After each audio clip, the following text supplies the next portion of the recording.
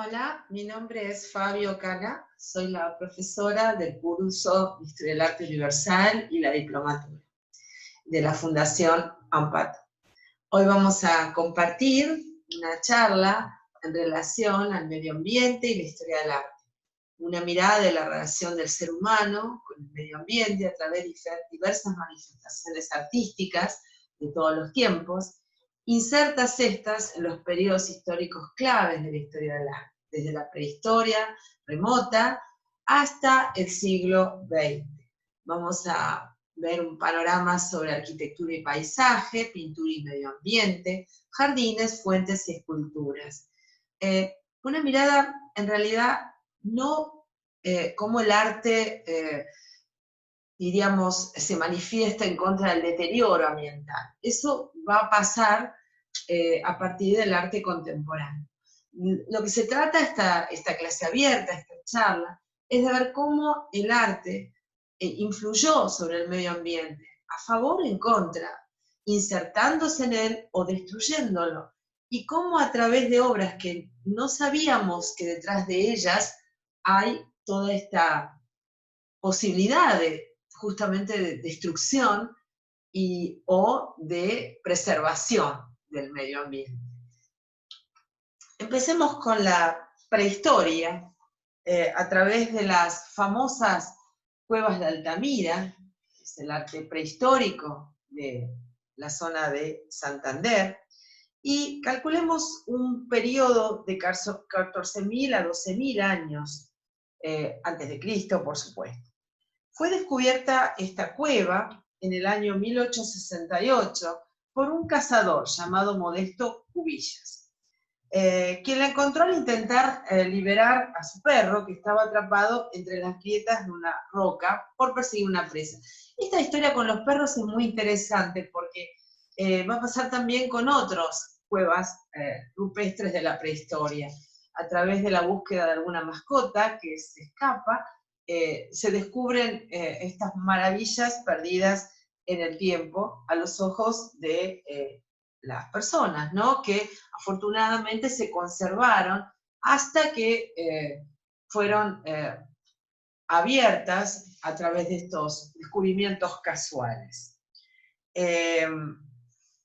Aquí vemos el interior de estas cuevas, y en estas cuevas lo que podemos ver es, vamos a descubrir, que sirvieron de soporte rupestre. Rupestre tiene que ver cuando el arte se manifiesta o se expresa a través de las paredes de una roca natural, de una gruta, como el hombre prehistórico de la Europa actual, manifestó sus miedos, sus inquietudes, su relación con el medio ambiente.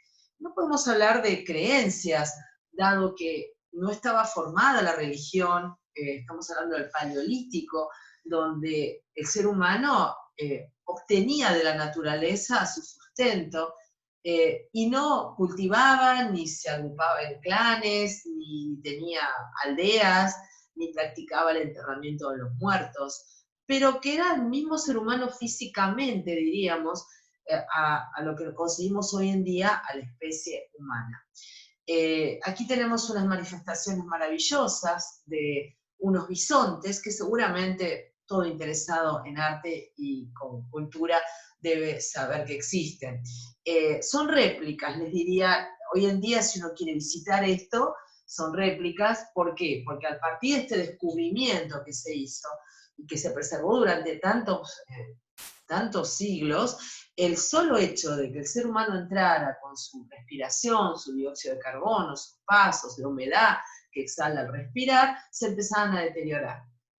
Increíble. Se preservaron tantos siglos y de repente se abre, se contaminan, pueden tener microorganismos que las pueden deteriorar. Entonces, lo que se ha hecho fue cerrarlas para poder conservarlas y solamente abrirlas al público. Este descubrimiento, que muy probablemente se hizo a partir de 1876, se reveló una cosa insólita. Es decir, la profesión más antigua del ser humano era la de artista. esta gente no tenía ningún antecedente de ninguna formación, era gente que sobrevivía como podía, obteniendo el medio ambiente a través de la caza y la recolección, su sustento. Y lo más insólito es que una cueva de estas características no fuera utilizada para vivir, porque no hay rastros, como pasa en el caso de otras cuevas en el mundo, como pasa en la Patagonia, por ejemplo, que sí hay restos de fogatas, restos de alimentos, restos de haber comido presas, que indican que la usaban como resguardo.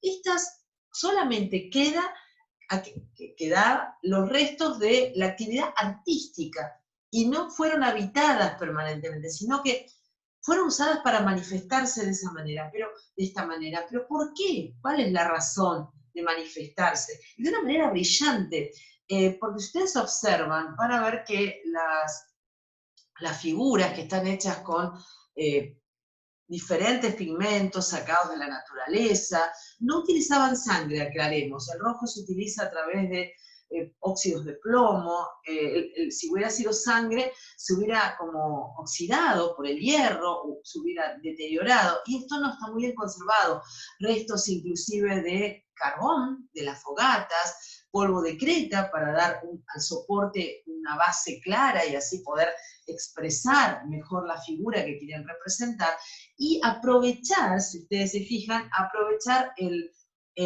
soporte de la cueva, es decir, a través de sus volúmenes, para poder dar el detalle a estos animales. Cabe aclarar que esta gente no tenía ningún elemento para tomar registro, y todo esto está hecho de memoria, sin luz más que la luz del fuego, recordando lo que veían las tropillas de estos animales, de estos bisontes, que querían evidentemente cazar, y volcar esto después de memoria con el solo registro de lo que habían visto en la pared. Es de una maestría inusitada. Se habla de que esto es la Capilla Sixtina de la prehistoria. ¿Quién habrá sido o quiénes habrán sido estos artistas maravillosos que demuestran que en el ser humano el arte es inherente a su propia formación, ¿no? Está dentro del mismo, hay que liberarlo.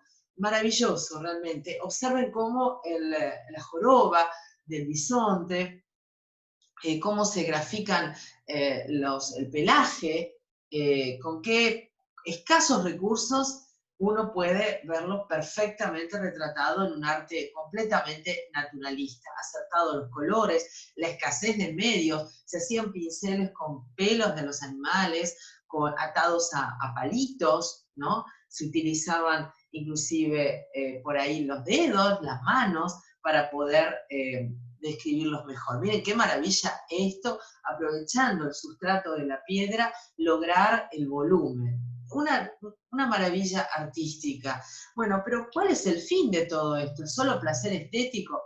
Y vuelvo a repetir, una cueva de estas características que seguramente eran ganadas a otros animales mucho más poderosos, un oso, por ejemplo, no iba a estar desperdiciada simplemente para esta gente, que era un recurso tan importante para poder soportar el frío o la intemperie o resguardarse de otros animales más peligrosos, ser utilizada para expresión artística. Evidentemente, de acuerdo, como no podemos viajar en el tiempo por ahora y ponernos en la cabeza de estas personas, se toma de ejemplo culturas o pueblos o tribus que hoy en día están todavía en pie, como son los bosquimanos, o por ejemplo los pigmeos, y que tenemos contacto, es decir, conocen el contacto con la civilización moderna, y parece ser que los antropólogos han visto que esta gente, hoy en día, lo que hacen es dibujar, por ejemplo, la figura en la tierra de un antílope, de una gacela, y ensartarlo con la lanza. Por supuesto, hay un previo rito, con algunos alucinógenos, lo hace el chamán de la tribu, ¿Y para qué hacen eso? Para que el día de al otro día se pueda efectivizar la cacería y garantizarse el sustento. Entonces, una de las explicaciones puede ser que estas personas de la prehistoria, esta gente de la prehistoria, hombres, supongo, no sé cuál si hombres o mujeres, no se sabe, podían retratar esto. La mujer siempre seguramente estaba dedicada a la preservación de su cría, de su progenie, y tenía que protegerlo de todo mal. Entonces, seguramente eran los mismos cazadores que hacían esto. Los cazadores que al día siguiente iban a cazar estos antílopes, estos búfalos o estos bisontes o caballos, también vamos a ver, que estaban en tropillas salvajes. Es decir, hasta que no se llega al neolítico, no podemos entender que se agrupen estos animales, que se los domestiquen. Ahí se puede ver también en las Cuevas de las Manos, en Santa Cruz, aquí en el sur de la Argentina, la manifestación a través de lo que se llama el negativo, es decir, con una cerbatana se colocaba la mano, puede ser positivo cuando uno imprime la mano, y negativo cuando uno apoya la mano y sopla con una cerbatana la pintura y queda este efecto de impresión. Dejar un registro, como aquí, de lo que se quería justamente cazar, que era el bisonte. Es decir, como un rito de cacería. Es decir, bueno, yo te dibujo y te voy a obtener de esta manera. Todos tenemos supuestos, no, salvo que podamos viajar en la máquina del tiempo y presenciar este rito, no lo sabemos. Nos quedan actuales ritos, como en el África también. En el África actualmente hay gente que dibuja, se dibuja a sí mismo como cazadores y pueden así efectivizar el hecho mágico, animista, si quieren, de que se otorgue ese hechizo, si quieren. Bueno, miren qué maravilloso. Esto es en Lascaux, en Francia. La cueva consta de 17.000 años. Fue también descubierta gracias a un perro, ¿no? Porque iban unos jóvenes con su perro. Estos jóvenes eran 4 adolescentes. Se recuerda el nombre del perro. El perro se llamaba Robot. Y en el 12 de septiembre de 1940, el perro se metió en la cueva y ellos lo siguieron y descubrieron esta maravilla. Esta maravilla fue cerrada al público en el 63, fue descubierta en el 40, en el 63, porque la cantidad que producían de dióxido de carbono, los 1.200 visitantes que recibía al día, dañó visiblemente lo que había sido preservado por siglos. Se ha hecho como una especie de parque temático al lado y hoy en día se puede visitar reconstruida artificialmente para que el público pueda ver cómo era en la realidad. La cueva original está abierta al estudio científico y de los estudiosos. En ella podemos ver tropillas de caballos, muchas de ellas inclusive suponemos que son hembras preñadas, porque el hecho de representar a la hembra preñada indicaba que iba a haber más potrillos y que iba a haber más cacería. Hay como intentos de volver a reescribir encima, ya que es tan escaso una cueva de estas, utilizarlas para solamente expresarte de esta manera es realmente un lujo.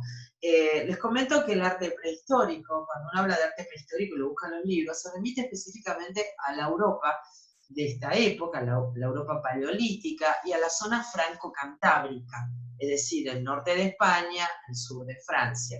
Hay otras prehistorias, sí, por supuesto, pero en la historia del arte a veces hay periodos como la Edad Media, y cuando uno habla de la Edad Media secas, remite a la Edad Media europea. Si quiere referirse a la Edad Media de la India, tiene que especificar que es de la India, porque inclusive en tiempo no están igualadas. Así que bueno, estamos hablando de la prehistoria europea, del paleolítico, y de estas fechas tan pretéritas. Maravilloso la línea, los grafismos que muestran el pelaje del animal, y siempre piensen que eran pintadas en un techo, o en algunas paredes con mucha dificultad, miren, y sin ningún elemento, tal vez alguna escalera o algo hecho, ni andamios, es decir, algo hecho para poder subirse, y gente que realmente no tenía ningún tipo de cultura, ni civilización, ni orden social, pero que sí eran seres humanos como nosotros nos conocemos hoy en día. Eh, Aquí tenemos una imagen hipotética de cómo podía ser esta actividad. Si estaban sin ropas, desnudos o no, no sabemos. Posiblemente vestirían con alguna piel, ya que eran épocas muy crudas en invierno, y todo se hacía a través del fuego, que se obtenía este carbón para poder, los detalles que hemos visto, polvo de creta para dar un soporte en muchos casos, y pintura siempre y cuando no se basaran en pinturas obtenidas de la sangre de los animales. Bueno, aquí tenemos otra ilustración donde podemos interpretar cómo esta gente retrataba magníficamente de memoria estos animales. Bueno, ahí tenemos, es decir, en síntesis, una relación en cuanto a el medio ambiente, se toma de una manera, diríamos, mágica, animista, para que ese medio ambiente nos responda a nuestras necesidades. Y es representado de manera prehistórica como la primera representación artística del ser humano. Pasando ya, hay etapas que han quedado totalmente oscuras, tenemos prácticamente 10.000 años de silencio por ahora, artístico, hasta la llegada de las primeras grandes civilizaciones en lo que llamamos la zona de Egipto y la zona de Oriente, lo que llamamos la Mesopotamia asiática. Oriente siempre en arte se remite al próximo Oriente. Cuando nos referimos a la China tenemos, o a la India o a Japón, tenemos que pasar ya al valle del río Indo y hablar del extremo oriente, arte extremo oriental. Cuando hablamos de arte oriental, nos remitimos al arte que tiene que ver con el Medio Oriente, ¿no? El Medio Oriente antiguo. Y en cuanto al arte egipcio, hay arte egipcio faraónico, como el que vamos a ver ahora, el arte egipcio copto, que es poco conocido, en la etapa cristiana egipcia, y el arte egipcio musulmán, que es el que actualmente sigue vigente. Es decir, Egipto actualmente es un estado musulmán, ¿no? Practican la religión del Islam, y vamos a remitirnos al Egipto faraónico, al Egipto antiguo, a la gloria del nuevo imperio, no la época de las pirámides, porque la época de las pirámides es una época perteneciente al antiguo imperio. Tenemos el antiguo imperio, el imperio medio y el imperio nuevo. Y el imperio nuevo está la mayor cantidad de templos, es la época de Ramsés, justamente Abu Simbel pertenece a esta época, la época del famoso Ramsés II, hijo de Seti I, tal vez el faraón más importante y brillante que haya tenido, más poderoso diríamos, que haya tenido el Egipto antiguo. Y el Egipto faraónico, que practicaba el politeísmo, obviamente. Y acá hay un ejemplo maravilloso del medio ambiente y arte, porque estamos hablando justamente, esto pertenece al siglo XIII a.C., su interés arqueológico es absoluto, y acá hay una historia muy interesante. Está ubicado actualmente a las orillas del lago Nasser, que es un lago que fue creado artificialmente, vamos a ver, a unos 231 kilómetros al suroeste de Asuán. Más o menos 300 kilómetros por carretera, próximo a su emplazamiento original, porque tuvo que ser desplazado. Fue descubierto a partir del siglo XIX, en una zona prohibida, una zona de maleficios, se decía, y estaba completamente sepultado por la arena. Lo que vemos aquí es un templo diríamos, conmemorativo, no del jubileo, sino que festejaba un poco el cumpleaños de este Ramsés II, porque el Ramsés II, aquí vemos un corte para que vean el tamaño, vamos a ir mostrando mientras les relato. Se supone que Ramsés II vivió casi como 70 años. Y en esa época era impensable que una persona que llegara a esa edad no se terminara considerando inmortal, más si hablamos de un faraón. tanto se consideró que había llegado a la inmortalidad, porque había pasado jubileos cuando cumplía 25 años de reinado, que consideró que no se iba a morir nunca, entonces jamás se encargó su tumba. Y el faraón más importante de Egipto no tiene tumba, lo agarró desprevenido. Sí, sus hijos, llegó a tener casi 300 hijos, con hermanas, esposas, concubinas.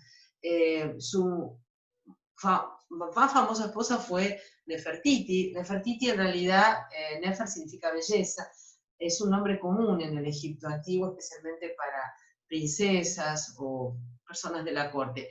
Y esta Nefertiti no es la misma Nefertiti de la época de Akenatón, ¿no? Pero sí estamos hablando del Nuevo Imperio, época brillante de templos y construcciones. No es época de pirámides, las pirámides ya eran recuerdo, ellos mismos habían dejado de construirlas. Y está el imperio medio en el medio, que es un imperio que sufrió de hambrunas, el Nilo dejó de crecer, y en cuanto al arte no hay manifestaciones que se hayan descubierto hasta ahora. Volviendo para atrás, podemos ver aquí las figuras enormes, colosales, de Ramsés, de Ta, Abnaki, Ra, es decir, están repetidos porque es un arte hierático. Hierático significa que exalta el poder, que está ausente de vida en la mirada, ideal para un régimen, diríamos, totalitario como fue el de Ramsés II, sujeto a la religión, al poder sacerdotal, y estos grandes colosos estaban esculpidos en la roca. Así lo que acá tenemos en cuestión del medio ambiente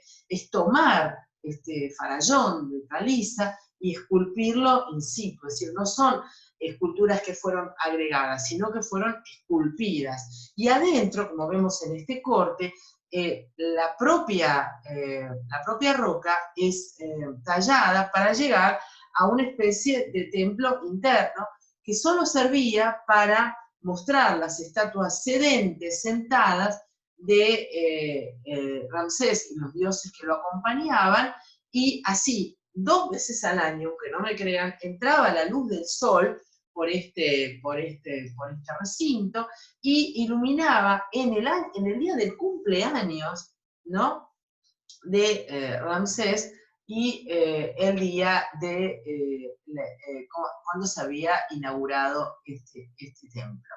Hoy en día, ¿qué pasó con este templo? Bueno, debido a los cambios políticos de la década del 60, Egipto se alineó con la ex Unión Soviética, la ya no existente Unión Soviética.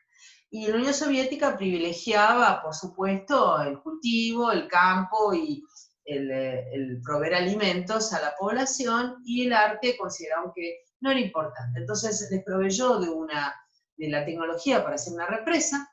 Esa represa se ejecutó, no se tomaron en cuenta que iban a quedar sepultados un montón de monumentos y también poblados, y que esos monumentos, si no se los salvaba, iban a quedar debajo. Bueno, eso es lo que pasó. Y este templo, que era el más importante, se hizo a través del UNESCO y un consenso mundial. ¿Qué iba a pasar con este templo?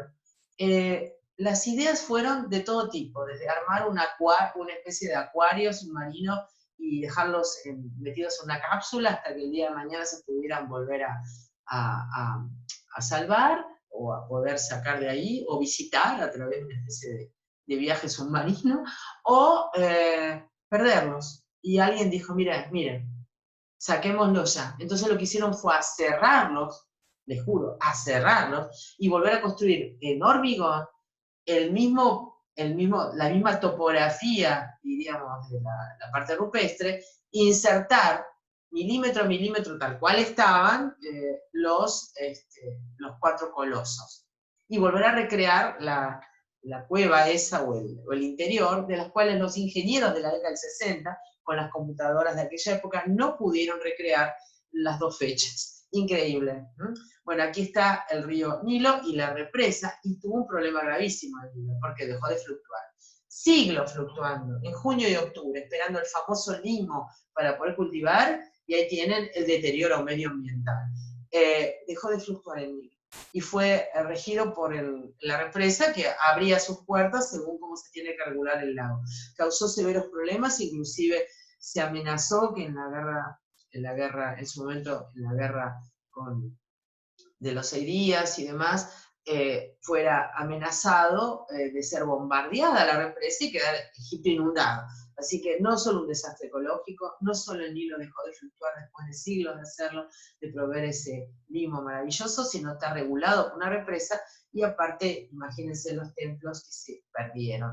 Por eso van a encontrar templos más chiquitos por ahí en Madrid, porque se pagó, Egipto pagó a través de los países participantes, pagó a través de templos. Es decir, les daban, llévense lo que quieran directamente. Miren, así se los digo.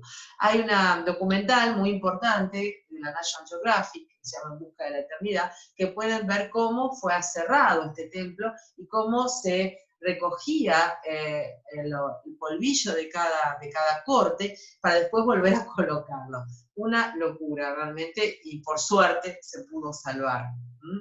Y hoy en día se puede remontar por el río Nilo para llegar a ver esta maravilla y no se nota que está reconstruido. Sí les aclaro que esto fue hecho artificialmente y las esculturas son las originales, ¿no? Lo mismo que estos colosos internos también.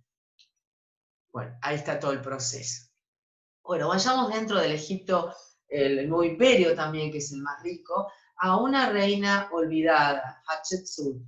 Les cuento que Deir indica en árabe actual, Deir, como una especie de monumento o una especie de lugar sagrado. Y Deir el Bahari, nombre en árabe, indica donde se emplazó el templo de la reina Hatshepsut.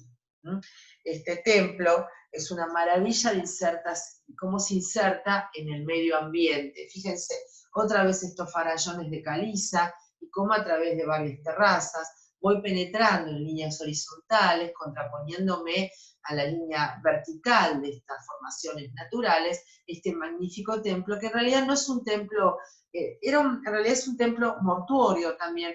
¿Qué pasó con la reina? La reina gobernó, es decir, no existen las faraonas, eran faraones, y estaba prohibido que una reina gobernara, pero ella quedó viuda de Tutmosis y había un heredero, Tutmosis III, que era el sobrino de su marido. Ella no tuvo descendencia y decidió seguir gobernando. Y para poder gobernar, y dado que en ese momento no había medios como ahora ni forma de enterarse, ella aparecía oficialmente en el arte representada como un varón. En su casa estaría como mujer, pero en su palacio estaría como mujer, pero desde el punto de vista real, en sus manifestaciones a través artísticas y oficiales, ella era un hombre. Su sobrino se la juró y dijo, bueno, tía, cuando te mueras no va a quedar rastro de vos. Y eso es un poco lo que hacían en esa época. Querían condenarte al olvido, te decían, borraré tu nombre de todo monumento. Y es lo que hizo. Y hasta que llegó el descubrimiento de este maravilloso asentamiento y se pudo rescatar el templo, que está inacabado en realidad, no está terminado, pero que está en perfectas condiciones. Por suerte fue conservado por monjes coptos, estos monjes que en Egipto practicaban este cristianismo, esta etapa cristiana en Egipto que duró muy poco, y podemos ver que el templo, volvamos para atrás, tiene unas terrazas muy grandes que se van insertando de manera magistral, sin destruir el paisaje. De ahí la relación de este templo con el medio ambiente, de una manera brillante, contraponiendo verticales con horizontales. Hoy en día, por supuesto, se puede acceder a visitarlo, hay que ir en la profundidad de este recorrido de todos estos templos a lo largo del río Nilo, y del lado de los farallones, del lado de los templos, del lado de las paredes calizas donde se desarrolla toda esta explotación minera para poder llevar a cabo todas las construcciones, ¿no? Maravilloso ejemplo.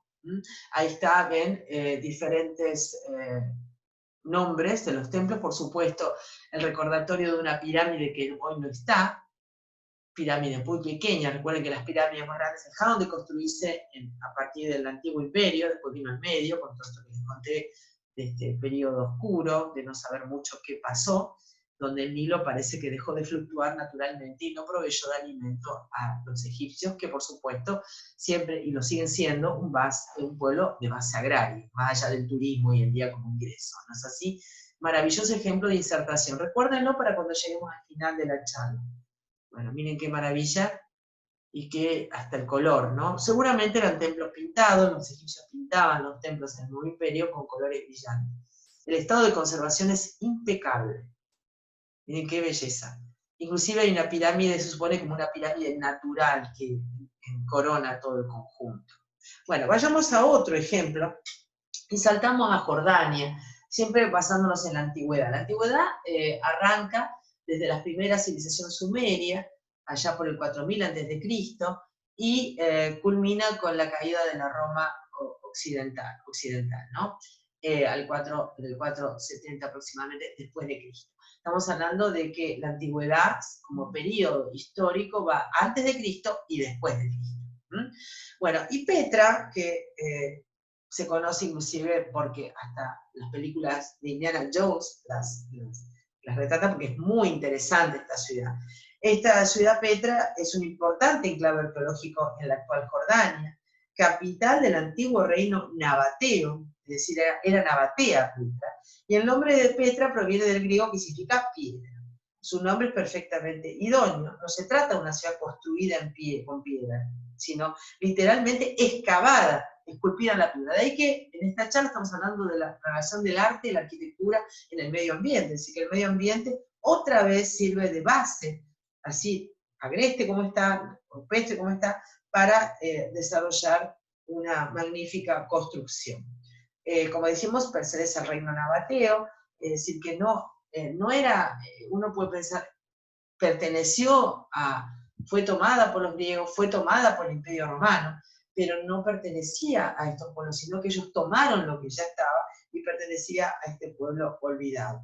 ¿Qué pasó con Petra? Bueno, por eso lo que estamos viendo, y hablando del arte, que de paso podemos ir recorriendo toda la historia del arte de estos periodos, pertenece a una estética grecolatina, es decir, pertenece no a la Grecia clásica, sino a una Grecia helenística, la que va a tomar justamente Roma, con columnas de gran altura, con de preferencia por ahí el gusto corintio, con roturas en los entablamentos. ¿Qué son los entablamentos? Si tenemos la base y basamento, el soporte, y el entablamento sería todos los frisos que ustedes ven superiores, más el frontis, que aquí está partido con un ánfora. ¿No es así? Bueno, este gusto helenístico es el que toman los nabateos para poder remitir a esta construcción.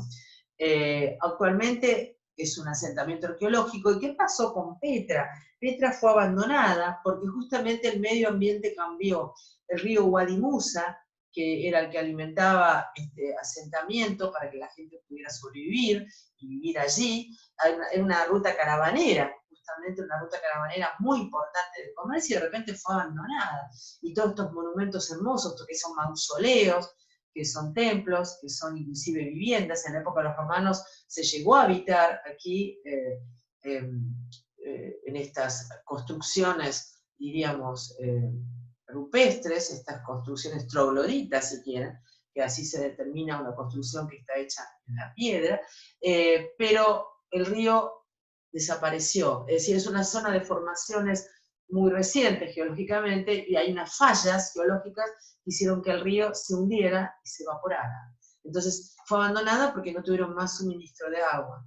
Y durante siglos quedaron sometidas a la intemperie y al vandalismo también, porque los beduinos pasaban y disparaban con carabinas, ya a partir de la época de las armas de fuego, a los monumentos, destrozando, vieron, las ánforas o destruyendo las puntas donde coronaban los frontis.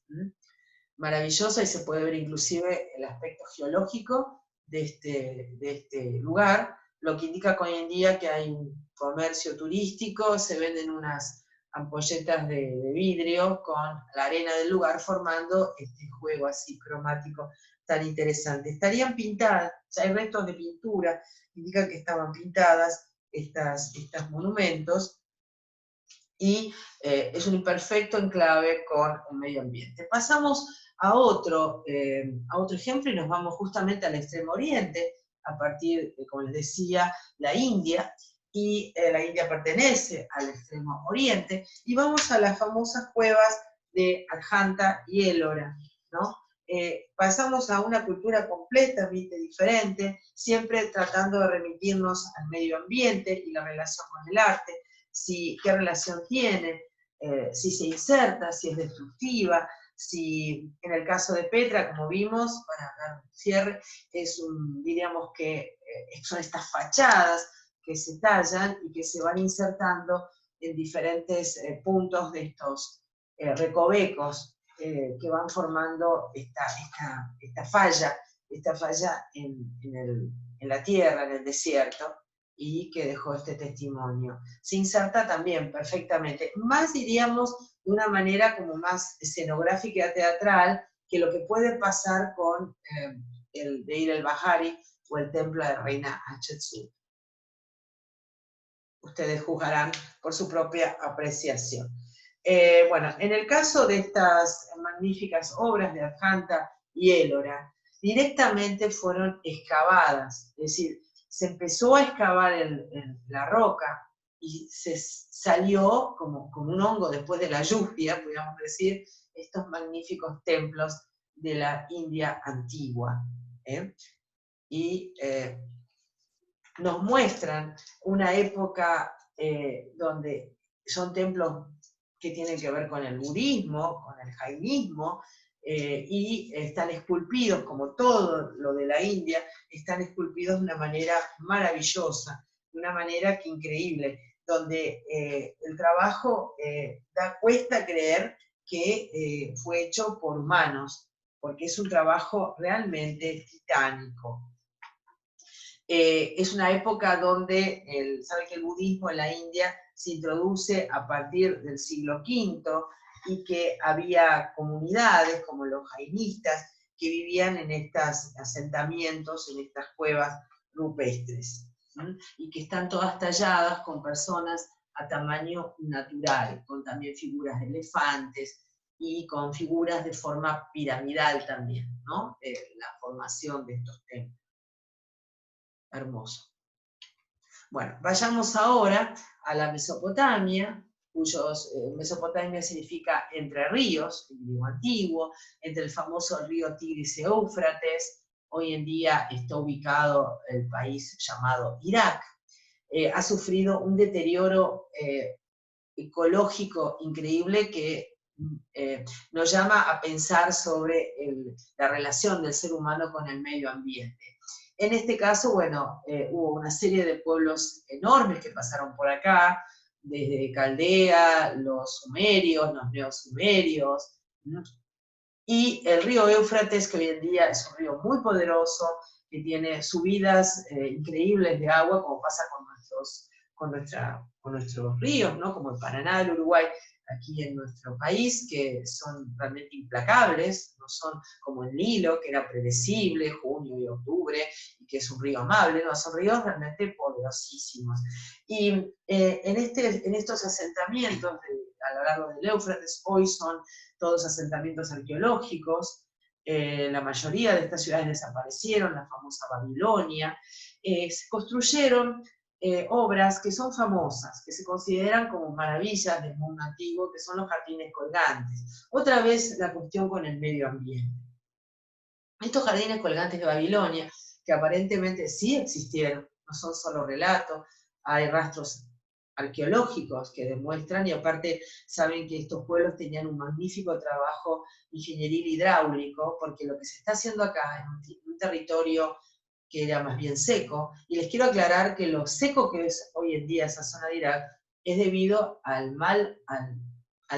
mala utilización de los cultivos y del medio ambiente que desertizaron la zona. Entonces tal vez tenemos que pensar que no era tan poco verde como lo es ahora. Ahora eso sí, se cuenta la historia que una princesa languidecía en estas tierras, se había desposado con Nabucodonosor II, y ante Nidoquis se llamaba, ante la tristeza de Nidoquis, que venía de tierras más verdes, decidió construir estos jardines colgantes para que su esposa no languideciera en tristeza en territorios tan desérticos. Si eran tan desérticos, no sabemos cómo hoy en día. Igual hay gente que investiga, y hay rastros geológicos que pueden demostrar esto de la desertización también. Bueno, estos jardines eran alimentados con norias que tomaban el agua del Éufrates, y dicen que había árboles, cipreses, todo tipo de flora traída de otras latitudes. Así que ahí tenemos una relación del medio ambiente de tratar de generar, a través de construcciones artificiales, todo un paisaje que no pertenece a esta zona tan desértica. Entonces, ¿sí? Ahí tenemos en el mapa la zona verde siempre ligada por los ríos, pero siempre el desierto de Siria avanza, ¿no? Y casi todas las ciudades hoy en día son asentamientos arqueológicos. No están habitadas. Bueno, pasando a la Grecia antigua, la insertación del medio ambiente se hace a través de los edificios de teatro. El teatro griego es famosísimo, existe la comedia, la tragedia, la sátira, claro que ya es patrimonio de los romanos, y bueno, ustedes saben que Roma tomó la Grecia antigua como parte de su imperio. Mientras Grecia fue un conjunto de ciudades-estado, estamos hablando de la Grecia clásica, de la época de Pericles, porque la Grecia tiene una etapa arcaica, una etapa clásica, que es la más brillante, estamos hablando del siglo IV, V a.C., y la etapa helenística, que es la etapa del siglo II, donde los romanos toman esa arquitectura y yendo de vuelta a lo que hablamos de los nabateos, ¿no es así? Bueno, acá está la famosa Acrópolis. Acrópolis significa ciudad fortificada, la Acrópolis de Atenas. En el caso de todas las ciudades griegas, tenían su acrópolis, donde estaba el templo, donde estaba el tolo, donde estaba el senado, donde estaba el teatro, donde estaba el mercado, la estoa, la famosa calle donde comercializaban. Y en el caso de Atenas, lo que tiene es que la Acrópolis está dentro de una elevación natural, y se ha construido y se ha adaptado a esa elevación natural, ¿no? Entonces hay ahí una adaptación al medio ambiente. Por supuesto, el medio ambiente es transformado, y podemos ir hasta, en parte, vieron, violentamente destruido para poder insertar, pero no tanto, porque si ustedes se fijan acá el teatro como edificio, no el teatro como disciplina literaria, si quieren, el teatro se adapta perfectamente, porque los griegos, si bien no desconocieron el arco, no lo utilizaron, entonces por ende no utilizaron la bóveda. Eso van a ser los romanos que van a explotar el tema de la bóveda, generando espacios libres de soporte como las columnas, que me condiciona mucho, al igual que en Egipto antiguo, me condiciona mucho el espacio interior. Entonces, como no conocían la bóveda, no podían sostener el peso de plateas en un teatro. Entonces estaban sujetos a insertarlos en el medio ambiente. Y de esa manera, en la ladera de la montaña, el teatro era ubicado, ¿no? Aquí tenemos lo que llamamos la orquesta, no tiene que ver con la orquesta actual, sino que hoy en día se habla del foso de la orquesta en un teatro como el Colón, por ejemplo, porque esto aquí se ubicaba el coro que replicaba con las máscaras lo que los actores decían en la escena. Y la acústica es tan perfecta que se escucha en el último asiento, ¿no? En la última grada. Hoy en día se hacen espectáculos y los artistas, los turistas pueden presenciar una obra teatral, y a través de esta reverberación del sonido pueden escuchar perfectamente. Una maravilla estos griegos. Hoy en día también hay anfiteatros naturales, que se llaman así, nuestro sur, en el río Limay, donde uno habla abajo y se siente arriba, ¿no? Claro que anfi es dos, así que esto no es un anfiteatro, es un teatro. El anfiteatro sería ya un coliseo como el coliseo romano, que tiene otro fin, las luchas. Es decir, que la reunión de dos plantas de teatro da un anfiteatro. Por supuesto que los romanos terminaron estirando un poco la planta más ovalada, porque no les servía para que la gente accediera a las plateas. Faltaba espacio, y faltaba aparte espacio para la arena, ¿no? Entonces, teatro es esto, anfiteatro es la reunión de dos plantas de teatro. Los romanos van a tomar el concepto de teatro tanto literario como el edificio, pero los romanos sí conocían la bóveda, entonces pueden construir bóvedas para insertar, para apoyar las plateas ahí, entonces no necesitan del medio ambiente para insertar. Les aclaro que la parte de la orquesta en muchos teatros puede estar en forma más ovalada o más corta acá, depende de dónde está la escena o la escena, ¿no? Ahí tienen otra vista para que vean, siguen estando en pie, son maravillosos, se conservan en el estado de deterioro que tienen porque la obra arqueológica no debe ser reconstruida, obviamente, pero sí preservada. Hay accesos, ¿ven? Accesos para las gradas más altas. Por supuesto que lo privilegiado era estar acá abajo, porque así se podía tener una visión un poquito más interesante de la representación. Dicen que todos los días los griegos iban en la época clásica a presenciar una obra, después de sus tareas laborales o cotidianas. No se sabe si era gratis o era pago, y sí se sabe que había venta de bebidas, de comidas, ¿no? Como puede ser hoy en día. Bueno, ahí tienen el de Epidauro, es fantástico, están actualmente en Turquía, era la extensión que tuvo Grecia en la época de su expansión, y ya en época helenística se seguían haciendo los teatros también en la pendiente. No apto para gente con vértigo, está bastante deteriorado, ya no sirve como teatro actual, pero es maravilloso la pendiente y la insertación en el medio ambiente, la relación que tiene con el medio ambiente. Aquí tenemos otro, está el famoso de Delfos, que incluye el santuario. Fíjense qué interesante porque a veces se supone que tenían como una construcción fija, aunque esto no es así tan... los romanos van a hacer esto, si solamente es una reforma romana, porque los griegos decían que una obra de teatro, un drama, una tragedia, una comedia, el marco más sublime para eso, lo más adecuado, era justamente el medio ambiente. Es decir, ver el fondo del medio ambiente. Los romanos no. Los romanos directamente te plantean un escenario, tramoya, todo. Bueno, ahí tiene la diferencia entre teatro romano y teatro griego. Ya el teatro romano no está inserto en el medio ambiente como el griego.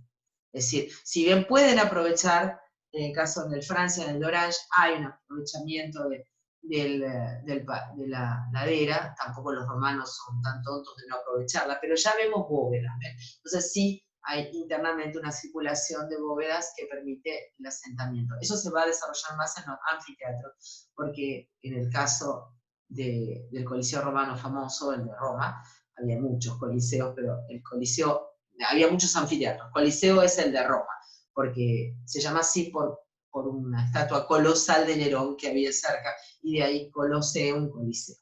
Es el anfiteatro Flavio, en realidad, el de Roma. En este caso, bueno, los romanos deciden tener este escenario, porque aparte le cambiaban el fondo y se desarrollaba todo el día, las escenas acá, las obras, y en el caso de Coliseo, como les contaba, sí tiene justificación las bóvedas porque apoyan las gradas, ¿no? Que hasta 45.000 personas sentadas, en el caso del famoso anfiteatro Flavio en Roma, ¿no? Bueno, pero seguimos con el teatro, esto no es un anfiteatro, es un teatro. Bueno, de la antigüedad siempre buscando ejemplos a lo largo de la historia del arte, ya hemos visto en la India, en el Egipto antiguo, en la prehistoria, en la Jordania antigua, a través del arte nabateo. Vayamos a la Edad Media. Dice, ¿qué tendrá que ver esto si es una catedral gótica? ¿Cómo se está insertando en el medio ambiente? De ninguna manera no se está insertando en el medio ambiente. Acá está el medio ambiente y la relación. ¿Qué se da aquí?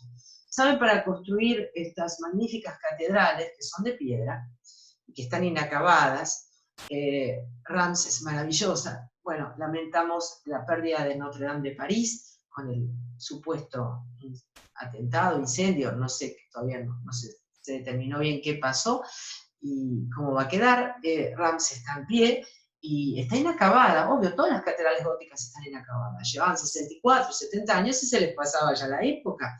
Estaban hechas con el diezmo, con la contribución de todos los habitantes. Es una magnífica construcción que anticipa la construcción de paredes libres, es decir, esto anticipa el hormigón armado, a través de que acá no hay paredes portantes, solo hay un sistema estructural que se asemeja a un sistema estructural moderno, y que se perdió después que se acabó esta época. Esta es la Baja Edad Media, es decir, la más próxima a nosotros, es la época del gótico, mal llamado gótico porque en realidad los godos acá no aportaron nada, pero bueno, Vasari, el famoso artista del Renacimiento, es decir, del manierismo, un artista italiano, Giorgio Vasari, de manera despectiva, considerando que esto es un arte bárbaro, comparado con el arte que tenía en su tierra natal, Italia, y así, bueno, obra de bárbaros, obra de los godos, quedó arte gótico.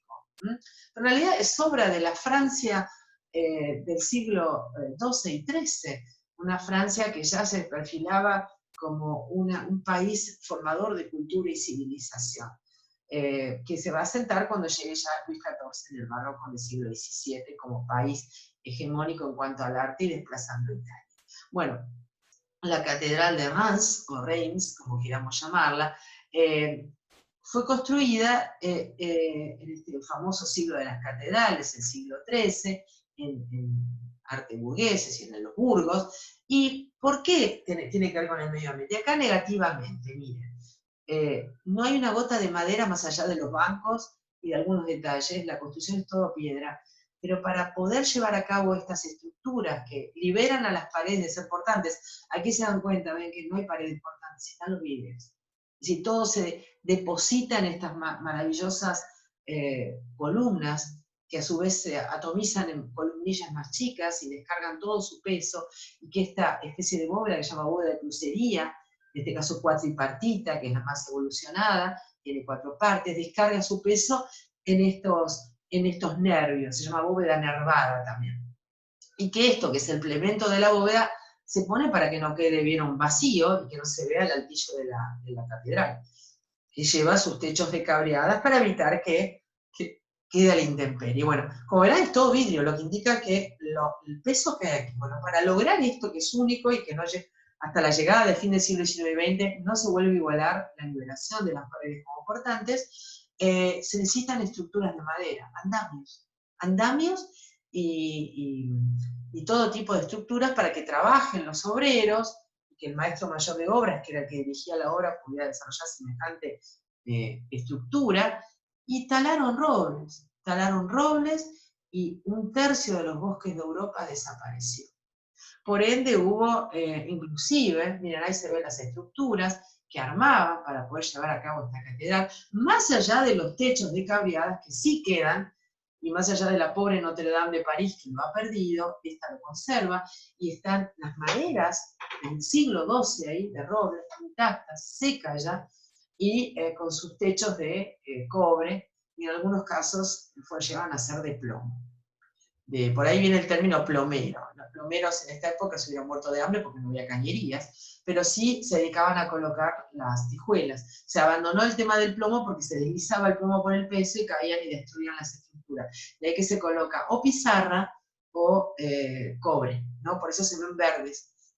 Y todas las estructuras, en vez de volver a usarlas, directamente después seguramente las utilizaban para las chimeneas, para quemarlas, y volvían a talar robles. Y dice la crónica de la época que la gente se quejaba justamente por esta gente que acá está retratada en estos libros ilustrativos de la época, estos libros llamados libros miniados, se llaman así usaban óxido de plomo, óxido de minio para retratar el color rojo, muestran acá las construcciones, ¿ven? Y la gente de la época se quejaba porque decía que no había ya más ciervos, porque no había más bosques, uno iba a cazar para obtener alimento y de repente, pero che, no hay más nada, porque claro, están talando los bosques. Miren cómo no aprendemos más y cómo en esta época ya se manifiesta el deterioro medioambiental, a través de algo que es impensable, que una catedral gótica tan magnífica de piedra se haya llevado en su hechura bosques enteros, ¿vieron? Un crimen. Pero bueno, nos quedamos con esta belleza de la construcción que esperemos que se sigan conservando y no tengan el lamentable destino de su otra compañera Notre Dame de París. Se llaman todas Notre Dame, esta es Notre Dame de Reims. ¿Por qué? Porque todas las iglesias, todas las catedrales góticas, cabeza de diócesis, no todas las iglesias góticas, todas las catedrales, en este caso le vamos a mostrar el rosetón, que se ve de afuera y aquí de adentro, ven ahí, en el centro está la Madonna con Niño, es decir, la Virgen, nuestra Dama Nuestra Dama con el niño, Nuestra Dama de Reims. Así que toda catedral gótica medieval se dedica a la Virgen María. Son todas Notre Dame, son todas Nuestra Dama. No así toda iglesia que no sea cabeza de dioses. Bueno, ahí se puede ver hoy en día, saben que Francia forma jóvenes para poder, porque se ha perdido la expertise, ¿no? Para poder construir estas magníficas catedrales. Ni hablar todo el trabajo que van a tener ahora con Notre Dame de París, aunque hay proyectos muy diversos que se han planteado que no implican volver a hacer las famosas bóvedas de crucería. Se crucería por estas son las crucerías también llamadas bóveda nervada. El arco gótico en realidad proviene de Oriente, entró en el año 1000 con los cruzados, y la arquitectura gótica en sí se desarrolló en Francia, ¿no? No podemos hablar en Oriente de arco gótico, sí cuando estamos en Europa, más allá de que encontramos arcos apuntados en Oriente, en Extremo Oriente. Fíjense, ahí están justamente las cimbras que se usaban y que necesitaban talar árboles de 60, 70 años se perdían por estas estructuras. Ahí las ven bien. Hoy en día se pueden hacer con otros materiales, con otros sucedáneos de madera, como podría ser el fibrofácil si quieren, que proviene del cultivo de pinos específicos para esto, del Pinoliotis, pero bueno, en ese momento directamente talar un árbol. Bueno, esta es la época de castillos, obviamente, de castillos fuertes que prácticamente ya no quedan, y vamos ahora a pasar al Renacimiento. El Renacimiento francés que se desarrolla, los renacimientos se desarrollan fuera de Italia, tardíamente 100 años después del famoso 480 y 580 italiano. Ya Italia tiene su renacimiento mucho antes, ¿no? A partir del 200, del 300. ¿Y por qué les cuento esto? Porque el renacimiento italiano se expande a otras tierras del norte y entra como renacimiento tardío a partir del siglo XVI, 1500. Y cuando entra Francia, y Francia ya viene preparadita para cambiar y convertirse ella ya en gestora de civilización, y hasta que no lleguemos a Luis XIV no se concreta, ya en la época de los castillos del Loira, la época de Francisco I, la época de su hijo Enrique II, previo tenemos a Carlos VIII y a Enrique II, a Luis XII, que eran Valois, no eran Borbones, eran Valois y Plantagenet, también diferentes apellidos. El cambio les cuento así rápidamente, el cambio de Valois a Borbones es porque Catalina de Medici que se había casado con Enrique II, el hijo de Francisco I, perdió todos sus hijos y no quedó descendencia. Entonces cambiamos de dinastía, ¿no? Bueno, en estos magníficos castillos medievales que casi ya no existen, porque fueron transformados en castillos de Château Fort, como dicen franceses, a Château de Plaisance, a Château de Placer, porque eran la zona, la Turena francesa, hermosísima zona donde estaban asentados a través del valle del río Loira, los feudos que evitaban que los vikingos avanzaran sobre el territorio francés. Y ahí ya estaban los castillos fuertes. Y esos castillos fuertes, cuando inventan la pólvora, a partir de la Edad Moderna, son obsoletos y vetustos. Entonces, evidentemente, no podemos ya tener un castillo defensivo, se transforman en castillos de veraneo, si quieren, para los reyes. Y estos castillos de veraneo, si bien no están insertos, como vimos antes, en el medio ambiente, en lo rupestre, tienen una relación con el medio ambiente. Ahora vamos a ver.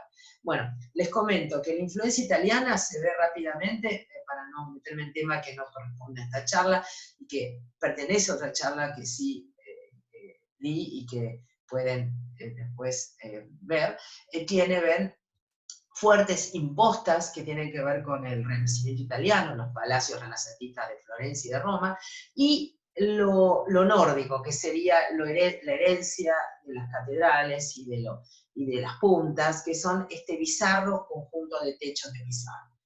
Y gestan una arquitectura única que se da en la zona del Loira, que es exclusiva de Francia y no existe en otra parte del mundo.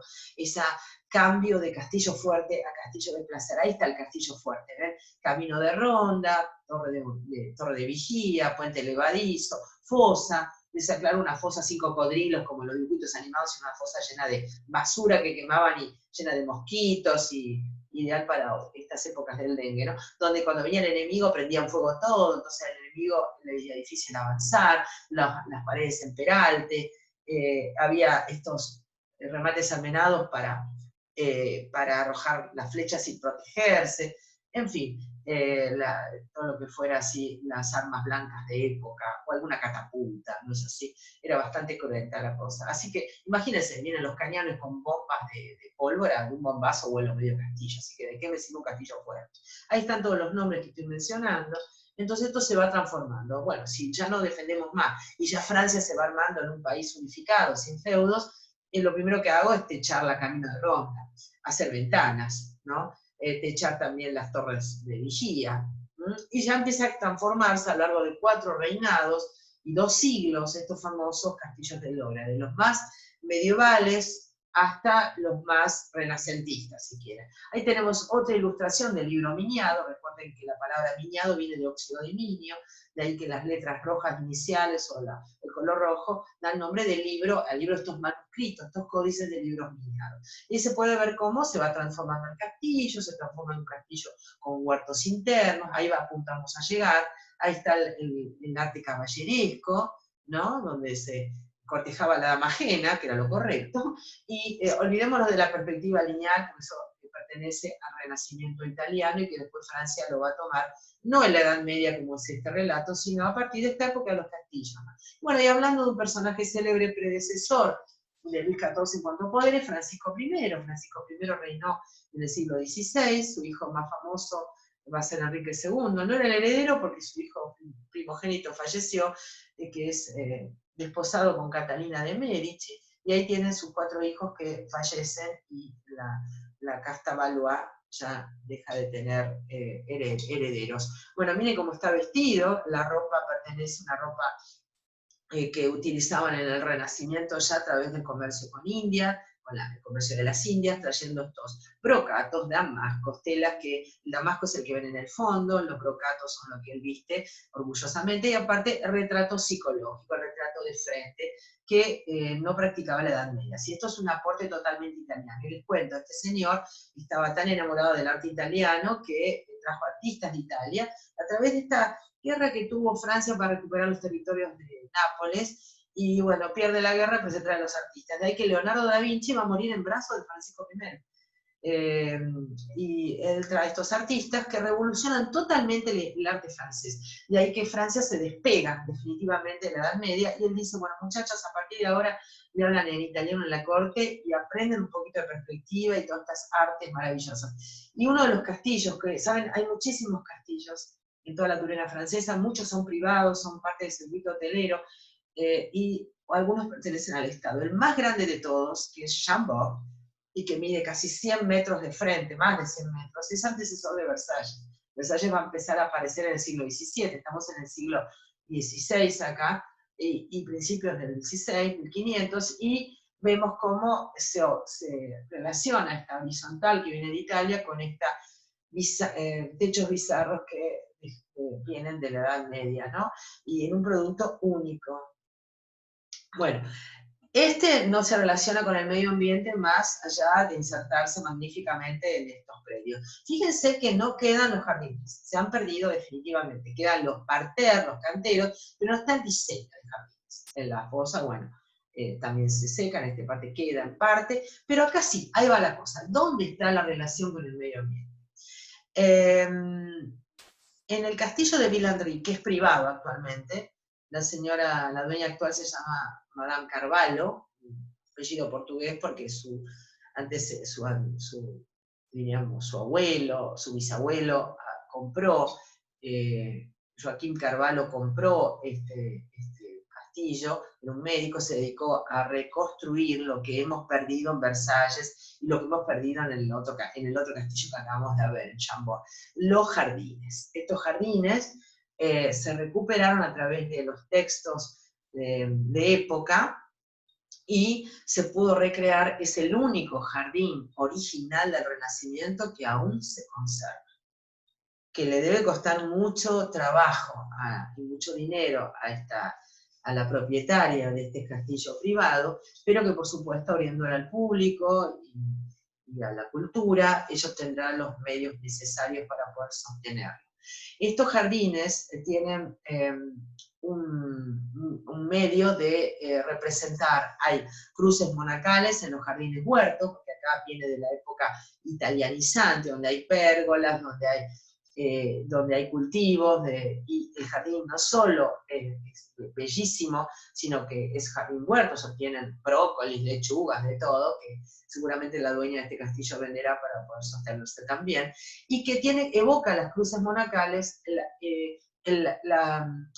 que proviene de esta costumbre italiana de que los monjes cultivan hortalizas. Bueno, pero este jardín es uno de los tantos, porque está el jardín también de las cruces de las diferentes regiones de Francia, pero hay un jardín maravilloso que es este, hecho todo con boj, y de paso comentamos que el boj, que es un gusto de hojitas muy chiquititas, BOJ se escribe, hoy en día está amenazado en Europa porque lo está atacando un hongo, entonces evidentemente muchos de estos jardines europeos posiblemente puedan desaparecer. Acá hay un jardín maravilloso, que es el Jardín del Amor. Es una estética que proviene de este gusto renacentista del galanteo que ya venía anteriormente en la Edad Media, y se concreta en el Renacimiento. El Renacimiento es una época bastante cruenta en asesinatos, envenenamientos, fiestas, diríamos, licenciosas, con mucho sexo, si quieren, y también transvestismo. Miren qué actual es esto, donde el rey no se sabía si se quería vestir de mujer, de hombre, y hacía papel doble, donde los sirvientes también se vestían y se intercalaban con la corte y se violaban todas las reglas de decoro, ¿no es así? Y acá muestran este jardín donde está torneado con Boj, muestra las 4 estancias del amor, es decir, el amor juvenil, el amor, a ver, esperen si, bueno, este es el resto, ven, para que vean porque tenemos que llegar a esto para ver la relación con el medio ambiente. Estoy mostrando un jardín creado intelectualmente, no inserto en el medio ambiente. Entonces, vamos a llegar ahora a otro castillo de Loira que sí se hace esta insertación. Entonces, tenemos aquí, ven, el Jardín de los Tiernos Amores, donde todo, vieron, es adolescencia y espíritu diríamos, de tener ganas de enamorarse y no ser traicionado. En cambio, aparece otra etapa donde aparecen las máscaras, estas máscaras que se ven acá cuando pasamos del amor tierno, adolescente, al amor ya del galanteo, y entonces voy a una fiesta y me cubro con máscaras para no saber quién soy y así poder ser infiel, ¿no? Y producto de la infidelidad son los duelos, ahí están, miren, las cuchillas, y producto del duelo son los corazones rotos y todo destrozado, y todos los amores confluyen en él, los tiernos amores, los amores sangrientos, los amores del galanteo. Una belleza, y todavía lo conservan gracias a que los textos se conservaron y el descendiente de esta familia pudo comprarlo y mantenerlo. Bueno, este es el único jardín conservado en el mundo, con los planos originales. No existe otro. En cambio, si vamos a Versalles, vamos a ver que cuando lleguemos a Versalles, que ahí están perdidos la estructura, están los canteros, pero están perdidos. Bueno, aquí tenemos otra vez otro castillo de Loira, Chenonceau, famoso por ser el castillo de las 7 mujeres. 7 mujeres a lo largo de la historia, hasta llegar a la Revolución Francesa, lo fueron cambiando. Hoy en día es propiedad privada de los Meunier, que son banqueros y dueños de los famosos chocolates, tengo entendido. Y esto fue un castillo fuerte, ahí está el donjón es el torreón de homenaje. Y quedó el castillo que fue transformado de a poco, y un castillo que fue evolucionando hacia la época de Catalina, y verán que hay cambios, ¿no? Cambios de todo tipo. Y hasta llegar a tener, vieron, ya no más las lucarnas góticas, sino estas lucarnas, vieron, más clásicas. Las lucarnas son los techos de arquilla. Y quedó perdido el torreón de homenaje, y una de estas mujeres que decora este castillo va a ser la amante de Enrique II, el hijo de Francisco I, que se va a casar con Catalina, pero que su amor era una mujer 14 años mayor que él, que había sido su institutriz, la famosa Diana de Poitiers. Y Diana fue una excelente empresaria. Miren cómo se ve este terreno desde una perspectiva a la línea de los ojos, ¿no? Estos jardines son renovados permanentemente, el patrón no es original en sí, como pasa con el anterior, pero sí este gran elevación que necesitó de gran cantidad de carretillas de tierra para poder sobrelevarlo, insertarlo en el conjunto, y ya tener las características del jardín francés geométrico, que son las calles, ¿vieron? No como el anterior que vimos que tenía la cuestión del huerto, ¿no? Las calles para poder caminar, para poder tener el galanteo, aquí se hacían las fiestas nocturnas, ¿no? Bueno, y esta chica, Diana, que era una excelente empresaria, que fue muy solidaria con la gente del lugar, que recortó salarios a los que explotaban, a los campesinos, a los administradores que explotaban, y reguló mucho que la gente del lugar tuviera sustento todo el año, se vendían los frutos, producto de todo el cultivo, y aparte tuvo el lujo de hacer semejante construcción, ¿no es así? ¿Qué pasó con esta chica, con Diana? Cuando Catalina queda viuda, mientras estaba vivo Enrique, protegía a Diana, y le regaló el castillo. Cuando queda viuda, le saca el castillo y quiere reformarlo y hacer ampliaciones, techa todo este. Les comento que este no es el río Loira en sí, sino es el Indre, que es un afluente, que no está negro por sucio, sino que tiene una base negra de piedra que le da este color magnífico, y que estuvo amenazado, inclusive en la Segunda Guerra Mundial, de volar esta parte para que no pasaran los alemanes a partir de la línea Margino, y el cura del párroco del lugar dijo, no, por favor, no vuelen ese castillo, porque es el único paso que tenemos para combatir con la guerrilla, con los maquis, el único paso que tenemos de contacto. Así que miren cómo se salvó de ser volado en 1000 pedazos.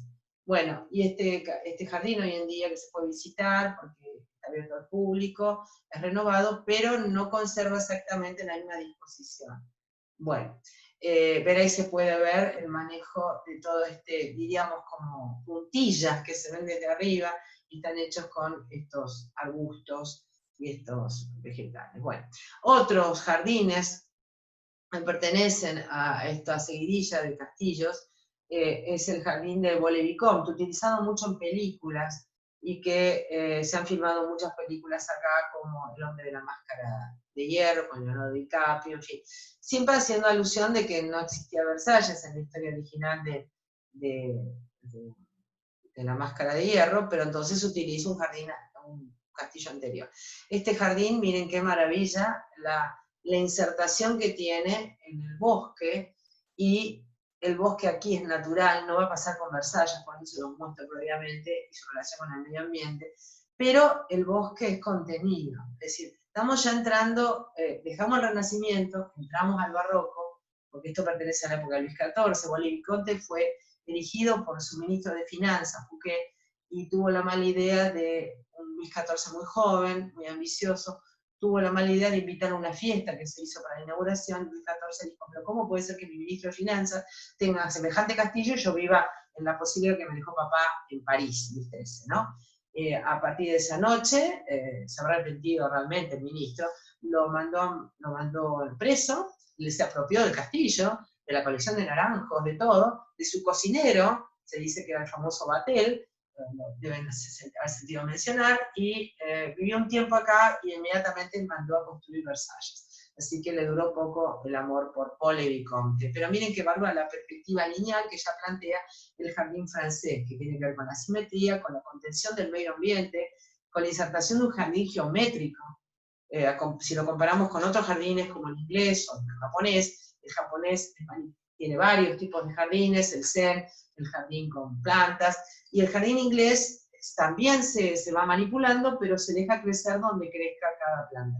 Acá directamente es un jardín geométrico de tablero de dibujo, totalmente manipulado, y la naturaleza le dice, mira, hasta acá creces y hasta acá te freno, y no podés avanzar, ¿no? Y se manipulan las aguas, ahí está el plano, miren qué maravilla, y se manipulan las aguas, que es un juego muy del barroco, ¿no? El barroco es poder, y es poder no solo el poder de la monarquía absoluta, como pasa con Luis XIV, sino es el poder sobre lo indominable, que es la naturaleza y el juego de aguas. si bien se conservan diseños, no es el caso puntual, vuelvo a repetir, de Vilandri, que conserva exactamente hasta qué se cultivaba. Acá se supone, bueno, que por eso hay, que se podría llegar a armar. Miren qué maravilla, logrado todo con estos ligustros, y cómo la naturaleza en el barroco es dominada también. Bueno, y ahí se puede ver, ven, diferentes fotografías con la insertación de telefonía italiana, ánforas, en fin. Pero un producto netamente francés. ¿Mm? Y el juego de aguas, el dominio del agua. Y bueno, yo imagino el arrepentimiento que tuvo el ministro de Finanzas al invitarlo al joven Luis XIV a la fiesta, porque le salió realmente el tiro por la culata. Bien, ahí se puede ver un plano más a nivel de la línea de óptica, ¿no? Y hay un efecto óptico estudiado, aplicado, que se da uno llega y no llega a ver la cascada que hay detrás de esta construcción de estas grutas, ¿no? Todo un trabajo de ingenieros italianos trabajaban, bombeando, ahí tienen, miren, bombeando con norias el agua. Y miren cómo ahí se ve la naturaleza muy, muy impactante, frenada de golpe, para que no avance sobre la construcción humana. ¿Mm? Hay un punto culminante donde uno llega, ¿ven? Se puede ver, ahí está la escultura de Hércules Farnesio, cuando uno va llegando y de repente se encuentra con este abismo de agua, aparecen las grutas. ¿Mm? Todo un trabajo magnífico de ingeniería hidráulica también. Bueno, pero vamos a Versalles. Si bien estos bosques se insertan en el bosque de manera natural, en Versalles hay un desastre ecológico. Los jardines de Versalles, que se fueron, son obra de Lenotre, André Lenotre, van a tener un dominio de la naturaleza, pero a costa de haber destruido un ecosistema natural que ahí existía, que era un pantano.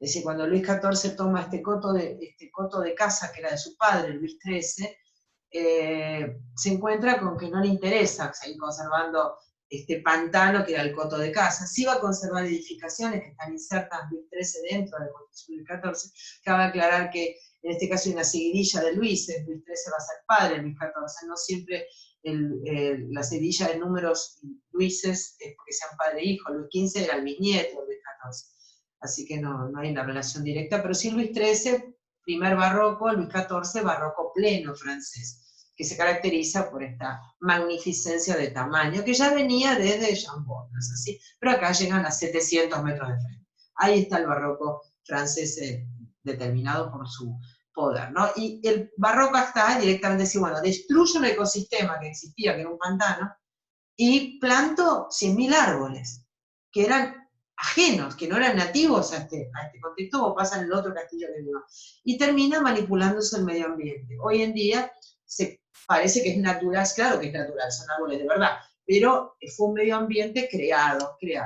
Y ahí se puede ver, ven, a Luis XIV, María Antonieta, en realidad no pertenece a la época de Luis XIV, pertenece a la época de Luis XVI, en fin, y a eso le ve a Luis XIV, que muy poderoso, destacaba siempre sus piernas, porque dice que las lucía, y retratado por Rigaud, el pintor de la corte. Por supuesto, estamos hablando de una época de la historia del arte donde ya el retrato psicológico, la perspectiva está a pleno. Bueno, de la relación sería que Luis XIV va a manipular el medio ambiente, destruir todo el ecosistema para hacer estos bosques con grutas, y María Antonieta va a querer volver al medio ambiente y va a jugar a la campesina. No va a insertar algo en el medio ambiente o va a destruir algo del medio ambiente dentro del predio de Versalles ya hecho, va a construir esta cabaña, este hameau, donde va a crearse campesina y va a criar animales, etcétera, etcétera. Vivía en un mundo de fantasía que no era su culpa. Ella era una chica austríaca que no entendía la corte francesa. Les recomiendo ampliamente la película de Sofía Coppola, que habla de la reina adolescente, y van a ver qué triste la historia de María Antonieta. Bueno, las fuentes de agua fueron trabajadas todas por el ingeniero italiano, bombeando agua del río, y ahí se puede ver el jardín francés a pleno, todo torneado, con estos bosques que hoy en día amenazados están desde el punto de vista ecológico. ¿No? Ahí está el Gran Canal, el tapis vert, la alfombra verde que hace un rato veíamos, la vimos hace un ratito, ahí está, miren lo que es eso, y dirán, ¿cómo se no había máquinas de podar el pasto en esa época. ¿Cómo se haría para cortar esto? Bueno, dicen que en realidad eran plantines, que como cortaban con una especie de, con un animal que tiraba, un caballo que tiraría en una especie de máquina de cortar el pasto grande, con cuchilla, se hubiera estropeado. Entonces no se tiene bien claro si era así en el momento de origen o eran plantines que se iban renovando. Sí, lo que les puedo decir que Luis XIV hacía renovar mientras tomaba un refresco en verano en su galería en el castillo, en el Palacio de Verano que está en el propio Versalles, en el Gran Trianon de Versalles, hacía renovar las plantas 2 veces al día porque se apachurraban, ¿vieron? Con el sol, entonces se renovaban y él tenía flores frescas permanentemente, ¿no? Un lujo total. Bueno, ¿quién va a pagar todos estos delirios? Bueno, Luis XVI, a partir cuando ya empieza a gestarse la Revolución Francesa. Bueno, miren qué bárbaro, todo eso es artificial, ¿eh? Ahí está la fuente de Apolo, que recién la veíamos apagada, cuando se enciende con el sistema original hidráulico de época, escupe el chorro, o libera el chorro al aire. Bueno, ahí está la relación entre el palacio y el Gran Trianon, el Palacio de Verano. Miren qué interesante verlo en invierno, cómo se apaga todo ese verde, pero se conserva la estructura del jardín, ¿no? Hasta los bosques. Bueno, esto de insertar grutas en el medio ambiente, pero son falsas, porque todo este bosque fue creado, ¿no? Fue creado y hoy en día es un magnífico bosque, pero esas grutas van a dar origen al famoso estilo rococó. Miren cómo se inserta también el medio ambiente en los interiores del siglo XVIII.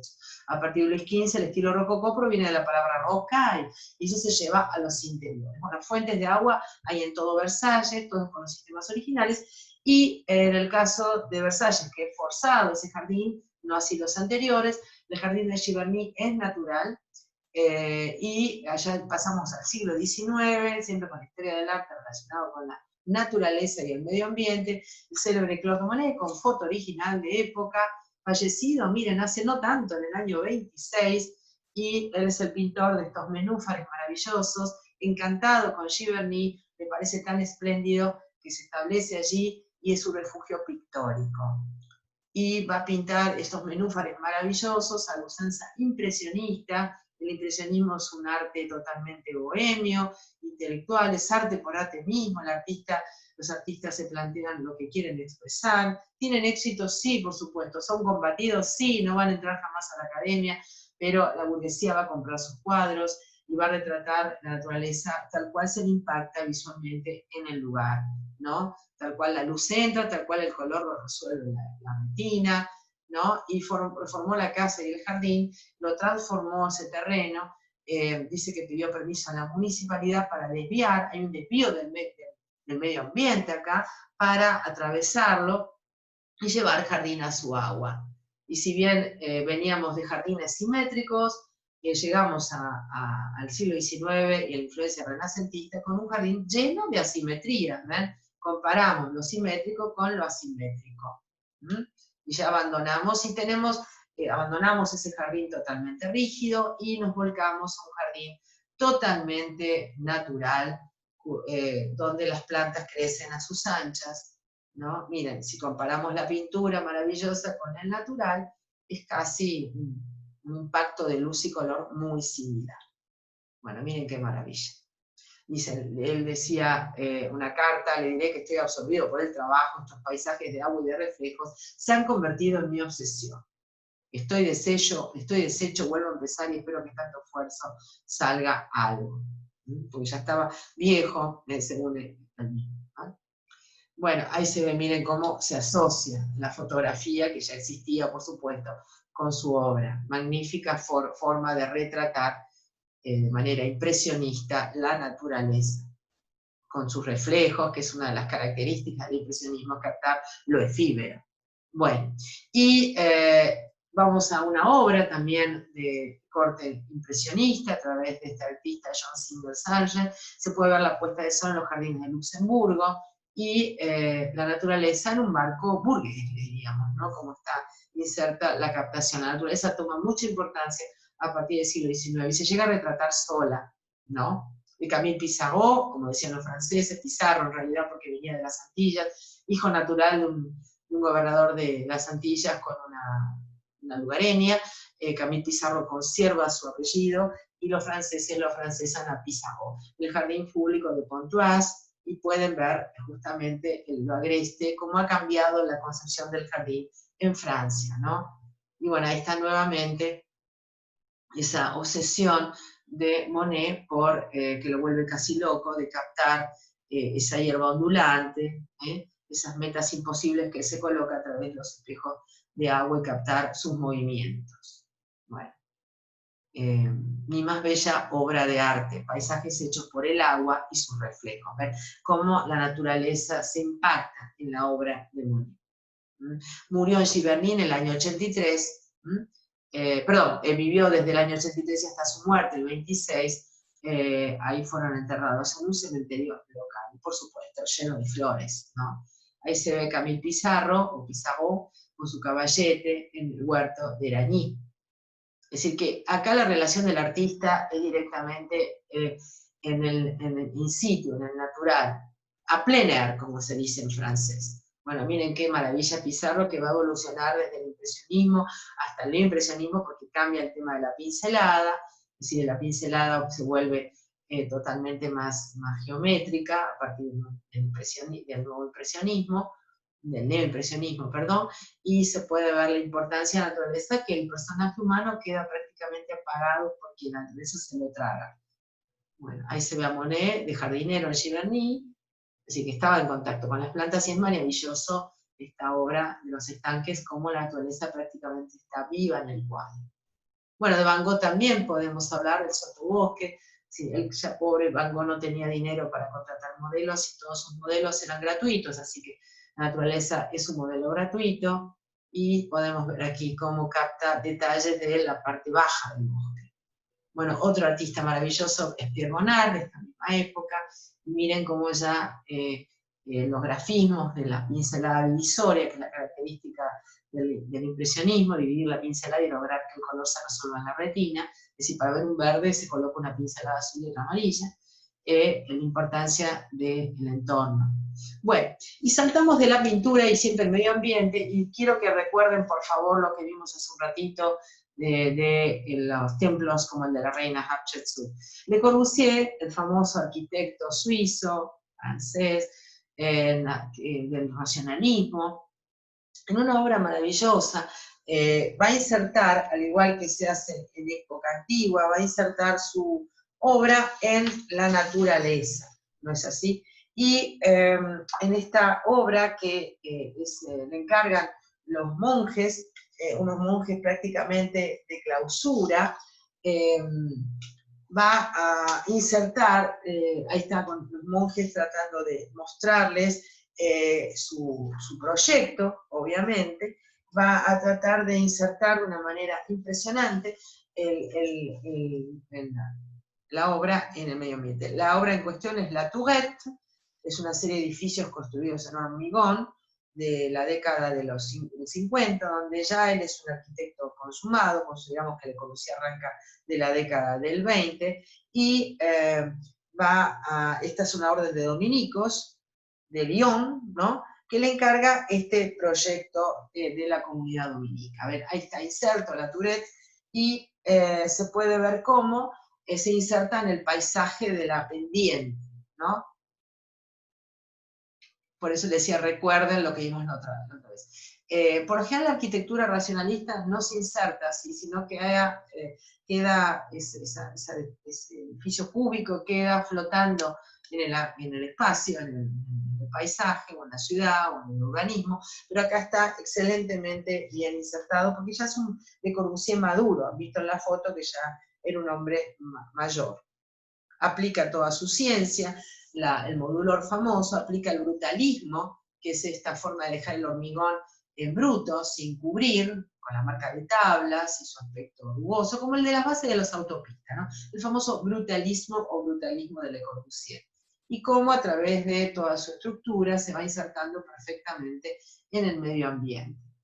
Los monjes quedaron chochos, hay terrazas cultivables también, ¿ven? Y terrazas que son verdes. Por eso les decía que se inserta perfectamente desde el punto de vista ecológico. ¿Mm? Los interiores son reascéticos, predisponen al rezo y a la introspección de monjes de estas características, por eso ahí se ve perfectamente el brutalismo, y acá en el brutalismo, cuando ya no empiezo a pintar, deja de ser brutalista. El aspecto brutalista se llama cuando se expresa el material tal cual es. Puede pasar con cualquier material, una pared de madera machimbrada, si no está barnizada, es brutalista. Si ya se pinta, deja de ser brutalista. Bueno, fíjense cómo acá compite el brutalismo con tratando de integrarse la naturaleza donde está inserto el monasterio con la cuestión ya diseñada interna. ¿No?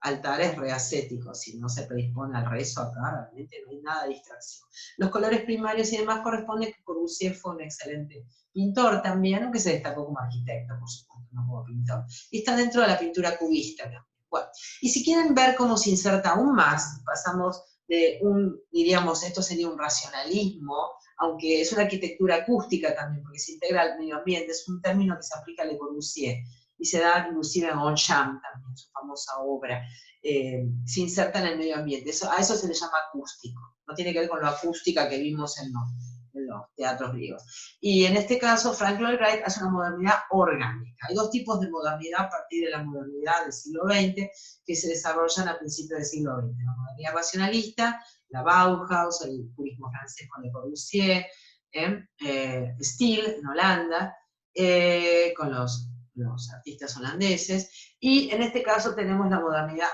orgánica, no racionalista, que corresponde en los países como Finlandia al alto, que se integra al medio ambiente, y Frank Lloyd Wright, que es Estados Unidos el arquitecto más famoso y más increíble que haya tenido Estados Unidos.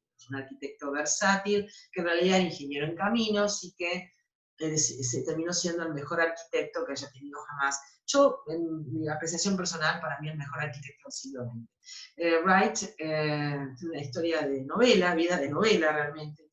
Fue víctima de la prensa amarilla por diferentes divorcios que tuvo, en fin, escándalos, y aparte fue envidiado por toda la comunidad arquitectónica. Bueno, vamos a ver un ejemplo maravilloso, porque él es el que construye el magnífico Metropolitan de Nueva York, ¿no? El Guggenheim de Nueva York, disculpen, el Guggenheim, encargada por Pei Guggenheim, y la serie de las casas de las praderas también. Y vayamos a la evolución de esas casas de Wright, que termina siendo una de estas casas unitarianas, se llaman así, Unitarian Houses, viene de las Prairie Houses, termina con las Unitarian Houses, y esta casa se le encargó Kaufman, ahí veíamos el entorno, en Pensilvania, en el bosque Bear Run, el bosque del Corredor del Oso, se traduce, una casa maravillosa en la década del 30, es increíble pensar que esto es tan viejo, ¿no? Y hoy en día creo que es patrimonio público, estuvo muy deteriorada por la humedad, abandonada, pero Kaufman, que había encargado casas a otros arquitectos famosos, decide decirle, bueno, mira, tengo un terrenito en tal lugar, más es una casa de fin de semana, y él pensó que iba a ser una cabaña. Pasa el tiempo, no le lleva a cabo el proyecto, llega un momento y dice, bueno, ¿vas a construirlo? No, sí, la voy a construir. Y le muestra los planos, pero no entiende mucho lo que quiere hacer. Cuando la ve, quedó helado, me dijo, ay, yo no pensé que me ibas a construir algo así. Se inserta perfectamente en el medio ambiente, a tal punto, por eso la diferencia entre la modernidad racionalista y la orgánica. Ambas comparten la forma, sigue la función, arquitectura con plan de necesidades, no está sujeto a ningún lineamiento simétrico, simplemente que estamos sujetos al planteo de qué necesitamos para esa construcción, y la diferencia sería que la arquitectura orgánica se relaciona con el medio ambiente, se relaciona con el lugar, se relaciona con el cliente, no es una arquitectura que cae en todos lados por igual. Entonces tiene que estar relacionada con el lugar donde tiene que estar. Y en este caso el ejemplo es maravilloso. Habrá tocado muy poco del bosque para insertarla, y remite, miren, a la cascada, las horizontales de las diferentes losas que van formando la planta de esta magnífica residencia, y las verticales del bosque. Y les cuento, el hormigón está pintado de tal manera que rinde el color de las hojas durante todo el año en el bosque. Así como van cambiando y hay un color promedio. Hay un lado lacustre, que es el lado del agua, si pasa por debajo la cascada. Decía Kaufman que nunca había dormido tan bien como en esta casa, con el arrullo de la cascada, ¿no? y hay un lado, miren cómo se congela en invierno, y hay un lado que es donde se accede con el camino, el lado lacustre y el lado de la ruta, el camino donde se llega. Miren las diferentes, y me hace acordar el templo de la Reina Jesús, ¿no? Las diferentes plataformas que van insertándose, en este caso, en el bosque. Estos son planos en CAD para que vean qué complicación, por eso no entendió nada Kaufman cuando vio el proyecto, dijo, la verdad que lo entiendo poco. Se dice que lo dibujó en 20 minutos, asistido por un estudiante que le sacaba punta al lápiz, porque no tenía los planos más que en la cabeza, y Kaufman amenazó con decirle, mira, estoy a 20 minutos de tu estudio, si llego y no están los planos, te saco el proyecto. Él dijo, no, este proyecto me interesa, y dice que le pidió a un estudiante, vos sacame punta al lápiz, que lo voy a dibujar rápidamente. Y lo dibujó en 20 minutos. Cumplió, pero igual el Kaufman no entendió mucho del proyecto. Igual aceptó y dijo, está bien, llévalo a cabo. Miren qué maravilla cómo topográficamente se inserta. ¿Mm? Bueno, esta es una maqueta para que vean. Acá está la parte de acceso y la parte lacustre. Entonces, una casa de una calidez impresionante, como todo lo corresponde al racionalismo orgánico, a diferencia a la modernidad orgánica, a diferencia de la modernidad racionalista, que es mucho más fría, y que hoy en día está vigente como estilo también. Miren qué relación con la bajada para tomar un baño, una locura, para mudarse ya. Y otro tema, miren cómo el medio ambiente se mete dentro de la casa, no tiene cimientos normales, sino que está insertada en la roca, y ahí asoma la roca en el living de la casa. Seguimos internamente con el juego de horizontales y verticales, una maravilla, como esas piedras lonjas se insertan perfectamente en el paisaje. Y miren cómo se inserta la casa en el paisaje, y tenemos la roca directamente asomando al living. Esto es un alambique, miren, para hacer el famoso bourbon, prohibido en la ley seca. Miren qué maravilla, qué calidez tiene la modernidad orgánica. Hoy en día sigue vigente, a pesar de que esto es viejo ya, y tiene mucha más aceptación que la modernidad racionalista. Ahí está, para tomar un baño o meter los piecitos en el agua. Y bueno, toda la casa es de una calidez increíble.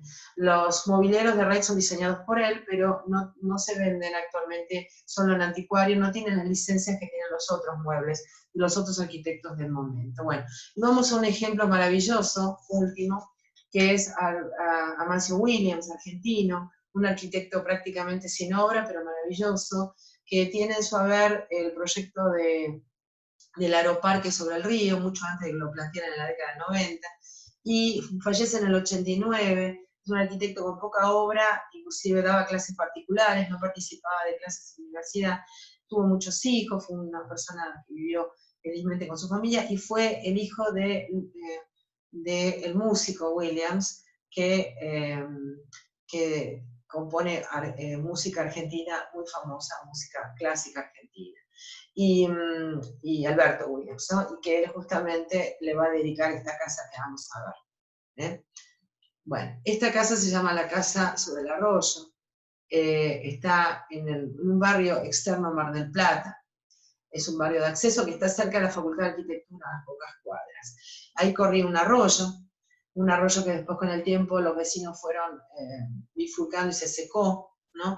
Y se construyó una casa que tiene, miren el boceto original. Es difícil catalogarla si o es racionalista o es orgánica, porque racionalista parece a la construcción totalmente, no tiene las connotaciones de la arquitectura orgánica que se adapta tanto internamente al lugar donde está, una metáfora del lugar, sino que parece más racionalista, vamos a ver, pero que sí se integra al arroyo que ya no está, ¿no? Ese arroyo que se secó, y miren cómo el boceto muestra lo opuesto a la cuenca del arroyo y cómo la casa se desarrolla como un puente. Miren qué maravilla. Aparte era repulcro en su hechura, porque el hormigón está analizado en el laboratorio, es un vibrado, es única la casa, era obsesivo este arquitecto, este diseñador, con todos los materiales. Y bueno, el arroyo que bifurcaba por acá desapareció, igual no queda, la casa no pierde su contexto de integración. Esta es una foto de época, cuando el padre la habitaba, maravilloso, y tiene un destino muy trágico y una vergüenza nacional lo que le pasó a esta casa, considerando que está a 4 cuadras de la Facultad de Arquitectura. Está emplazada en un predio de 2 hectáreas, está todavía, ahora pertenece a la gobernación, porque le pasó lo siguiente que les voy a contar. Ahí está diseñada con el número de oro, con la proporción áurea, está relacionada con el ángeles. Porque esto es un número, un factor de número que descubren los griegos y que lo tiene presente la naturaleza.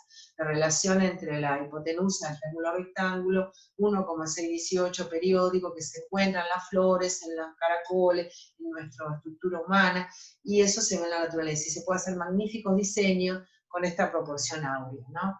Bueno, ahí en el momento de esplendor, miren esta maqueta la muestra, el perfecto diseño, como tiene el lugar donde estaba el piano, para que su padre tocara música, ejecutara, el acceso desde el puente, ¿ven? Desde estos dos accesos de este arco que justifica su forma con respecto a la cuenca del arroyo, y se ataca por dos lados, como se dice en arquitectura, a la construcción con sus diferentes habitaciones. Saben que esto en un momento llegó a ser una radio, fue vendida, la tuvo un dueño de una radio, tuvo acá transmitida la radio que decía, transmitimos desde la casa del puente, decía, ¿no? Después entró en sucesiones por divorcios y terminó en el 2004, totalmente liberada, sin custodio, liberada, estaba cerrado el predio, pero liberada al vandalismo. Y lamentablemente, miren qué belleza por dentro, fotos de época, blanco y negro, se luce más el diseño, con un clásico argentino, acá la BKF, argentino-uruguayo, un diseño de estudiantes, Bonet Kuchan y Ferrari, que fueron estudiantes argentinos y uruguayos, que diseñaron este clásico del 20, ¿no? Y que está inserto aquí con pisos, ven de Caldén, de madera de Caldén, y prolijísimo todo, con sumo cuidado todo el diseño interno. Mírenla bien porque lamentablemente, miren qué belleza, pervivió tal cual es, la respetó el dueño de la radio transmitida ahí, pero respetó todo, se podía visitar, estudiantes de arquitectura iban, y miren lo que pasó. En el 43-45 lucía con su esplendor, hasta el 2004, ¿no? Y hoy, mira lo que pasó, quedó abandonada a su suerte, fue totalmente vandalizada, por suerte resistió el hormigón, vandalizado hasta los caños, roto, de noche hacían fogatas adentro, se metía malvivientes y nadie hizo nada. Nadie hizo nada, miren cómo terminó, fue un escándalo, y terminó prendiéndose fuego. Realmente cuando yo en el 2004 vi esto, lloraba. Por suerte después el dueño no podía mantenerla, accedió a la expropiación y hubo un intento de recauchutarla, hubo proyectos, se inició todavía que rescatar todo ese magnífico trabajo que había hecho Williams en los detalles, hubo un intento y volvió a ser saqueada, pero ahora está en camino de volver a su esplendor, pero todavía está en veremos. Así que bueno, se puede visitar el proyecto que están haciendo y no sé en qué va a quedar esto. Bueno, vamos a completar la insertación al medio ambiente se hizo a través del arroyo, el arroyo desapareció, pero la justificación de la casa jamás desapareció porque quedó la hondonada del arroyo y seguía justificando ese magnífico boceto que inicia toda esta historia maravillosa de una de las pocas obras que tenemos de Amancio Williams, porque casi es un arquitecto sin obra. Maravilloso arquitecto, si los hay, argentino. Bueno, y vamos a finalizar con otro artista argentino, si bien esto da pie para otra charla que vamos a preparar, que es la charla de la protesta. Miren cómo quedó, espantoso como quedó, y ya venía el piano totalmente roto, grafiteado, ahí se ve caído, han hecho de todo, hasta las cañerías le han arrancado. Bueno, sobrevivió el piso de parque, bien, todavía está, porque es Caldén y es un piso muy resistente. Y vamos a finalizar con otro gran artista argentino, fallecido en el 2016, el recordado Nicolás García Uriburu, referente y pionero del land art, motivo para que después hagamos otra charla, el arte terrestre. En realidad es otro tema, porque en realidad lo que yo quise tratar de mostrarles acá es una evolución de la historia del arte a través de qué relación tiene el medio ambiente de manera positiva o negativa en la obra artística, arquitectónica y pictórica.